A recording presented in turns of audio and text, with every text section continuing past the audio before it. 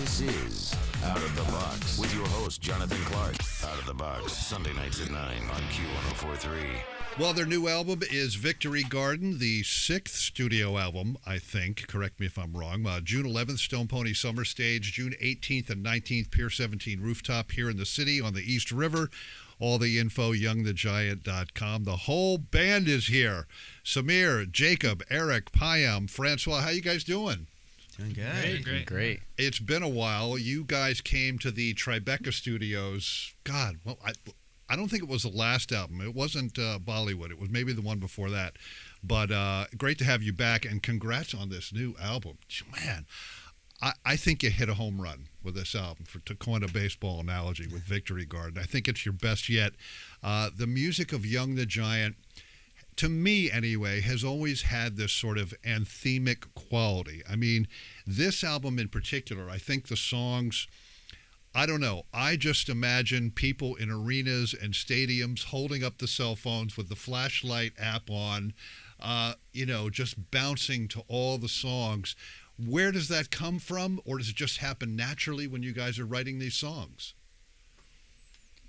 I think for this particular record, we really wanted to get back to kind of the five of us and just enjoy creating together. And with that, there's a lot of energy in the room. And we're really looking for any idea that just any spark, we'll call it a spark, that just perks up our ears. And then from there, we just start bouncing off each other. And it's kind of just like a lot of kinetic energy together in the room, like kids in a sandbox almost. And so yeah, just I think naturally we all five of us together end up making music that feels like the sum is greater than each equal part. And I think that energy in the room can be captured in a way that feels larger than any one of us, and makes us excited to perform them. When you have those moments, let's say when you're writing a song, or even when you're recording the song, or like doing overdubs, do you say to yourselves, okay, that's a moment, I think the crowd's going to get very involved in this song? Do you ever know that, like when it happens? Like at the end of Different Kind of Love. Yeah, there's certain moments. I will be. Yeah. There's certain moments, and that's such a great example of a song where all five of us really came together, and we all met up at our band house in LA, and on the way up, Fran heard that melody in his head, and that end melody in that outro, or that bridge. And that was a moment where I think we all kind of knew that could be a really cool moment for the crowd, but it's nothing I feel like conscious that we have that we're trying to write necessarily for the crowd. It's for us, I think, what's the most exciting to us. And, as we have done this, like you said, the sixth album, we're trying to make music that we absolutely love. And that was one moment where we were kind of like, oh, yeah, this could be a cool thing. This is going to be crowd. put your hands together kind of moment. For sure. And, I would add to that, that was the first time we really got to see Brendan O'Brien kind of flex his producer muscle, because we had done it as a demo and we felt good about it, but he was so great at capturing that live energy. And then so we had recorded that whole part, and then we got back in the room, and he's still old school. He will mix stuff on the board as it's going. And so we were kind of getting to watch this master, do what he does. And that specific moment was the first time we were all kind of in the back of the studio, just looking at each other like, are you guys hearing this right now? Well, I was going to get to this later, but since you brought up Brendan O'Brien, did he produced the Victory Garden album, the new one from Young the Giant. Did he regale you of stories of AC/DC and Bruce Springsteen and Bob Dylan and the Pearl Jam, and the list goes on? I would be asking him a million questions. I pried a little bit. Obviously, I looked at his discography. I knew of him, and then as we, were in the midst of working with him, I was like, I should go dig in and see what I love. And I realized there was so much that was kind of the foundation of my understanding of rock music from growing up. My favorite fact about Brandon is that most days I would get to the studio pretty early. Like Eric and I usually showed up first, and most days he would be at the piano playing like his piano rendition of the song, melody in the right hand, accompanying the left hand. And it was just really amazing to see someone so like crystallized in their craft, but also with like such little ego. which is not always the case, obviously, when you're working with producers and artists. Like, you have to have ego to make it that far. But I think in his tenure, he's like, I've done this. I don't need to prove it to anyone. But walking in on those sessions and just hearing these renditions of these demos that we'd had being played beautifully was just like a real honor to see that he was trying to like embody what we had put out, and then was able to then transcend his knowledge through how he could augment it and make it better. It was really special. Yeah, just to add on to that too, and kind of to speak to the question earlier about that spark and that energy, I think something that's really special about us and that we're all really proud of is just the trust we have in one another. And I think the trust we had in Brendan O'Brien, it becomes effortless. It becomes like you reach this flow state in the studio while you're writing, on the road, on stage. That trust is like any relationship is like, it takes time to build, and it's a really special thing that I'm really proud that we like harness that really well. When you guys were woodshedding these songs, I read that you sort of went to a couple different locations. Did you go to the desert? Did you go to the desert and you just sort of and you kind of had this feeling of like, this kind of feels like our first record, like we're all just five guys in a room, in a living room or a basement. Definitely. Somebody talk about that, Samir. Yeah, so I mean, when we were making the first album, we lived in a band house together. Second album, lived in a band house. Then, obviously life happened, became adults, had families, got our own houses. And we wanted that space for us to be able to write music. So we bought a band house around the time of American Bollywood. But COVID hit, so we were not really using it as often, but we'd kind of gotten very experimental with the way that we made records. So we do a lot of things in the box. We'd start sending each other things because we all have our own studios. And I think after that record was done, there was like a big, emotional weight of getting it. Every record's like a baby, but I think there was this feeling of the next chapter being kind of going back to a place where we're just in a room making music together. And we'd found even in LA at the band house, we'd go there, but responsibility was kind of on the other side of the door always. So we were like, we need to maroon ourselves, go out to the desert. We were in Joshua Tree in Idlewild and just really, really like live together, eat together, like breathe this record.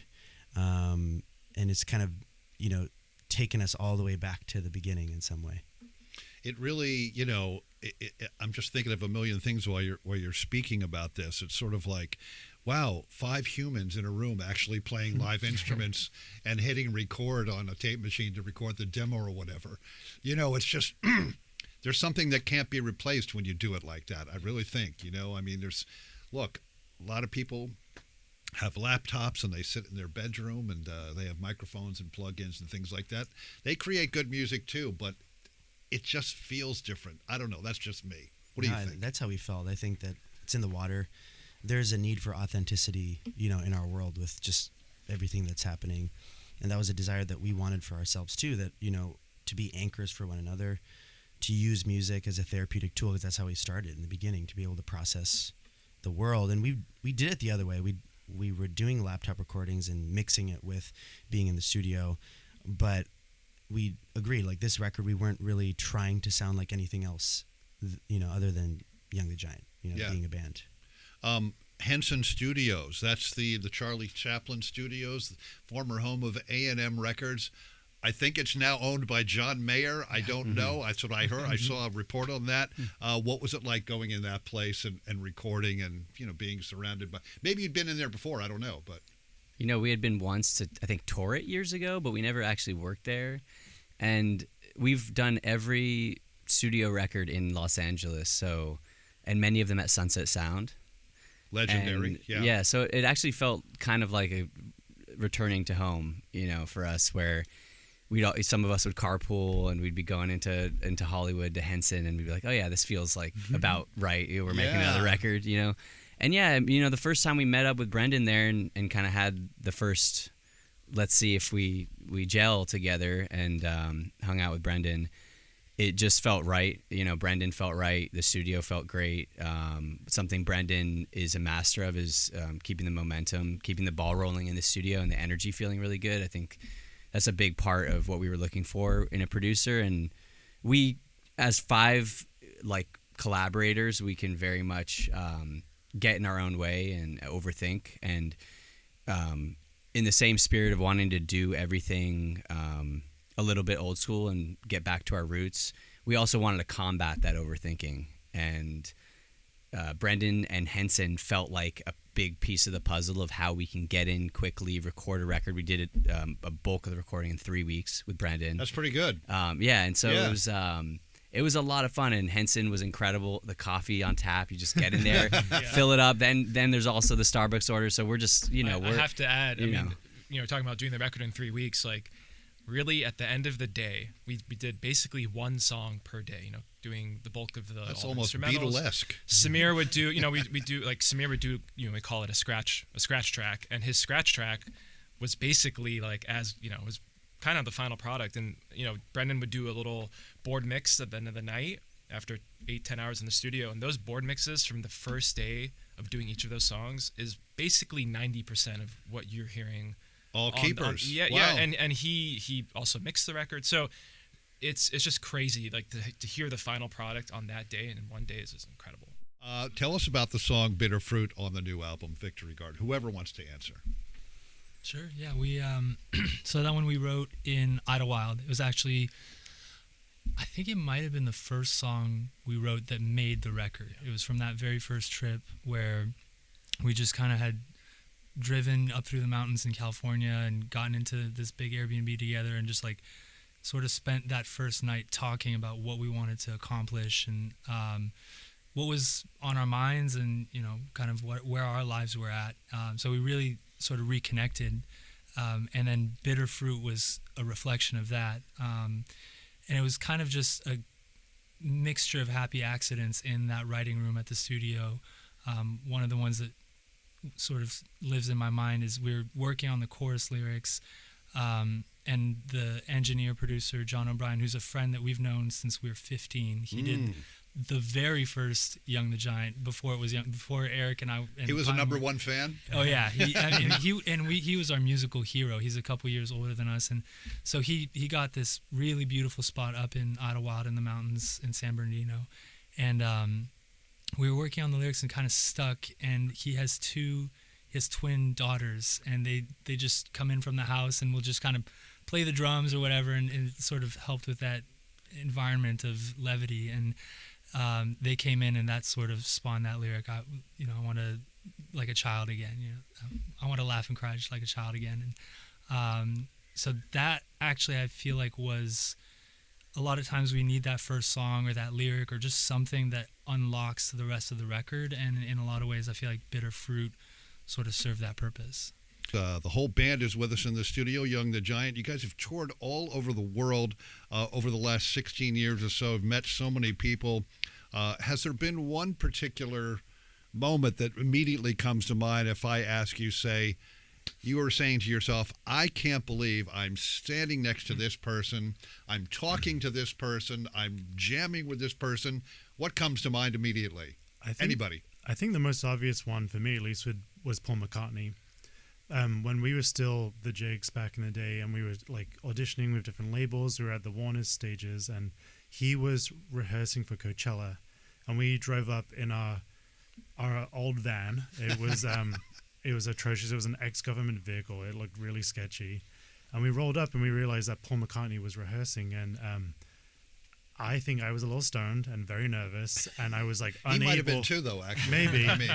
But I was unable to bring myself to meet my idol, and I think Eric was bold enough to go introduce all of us to him, and he was so gracious and cracking jokes and kind of like put some wind in our sails to go into this audition. And yeah, that for me was a moment where I regret not being able to articulate myself, but it was like a treasured moment. It was great. He was eating an egg sandwich. Yeah. It's like it almost looked like that wasn't a gas station egg sandwich. But that's what it looked like. And was it a like, jam sandwich? I don't know. I remember like it being that. a croissant sandwich. Of some we all kind. have a different memory. But we of were how this went shaking down. when we met Paul. I can imagine. Yeah. Yeah, I mean, that Paul instance was. We've had a couple of them over the course of our career. One of the ones that is just very strange in many different regards because of his shadow on the industry and culture in general is Morrissey. Has been a very weird one for us.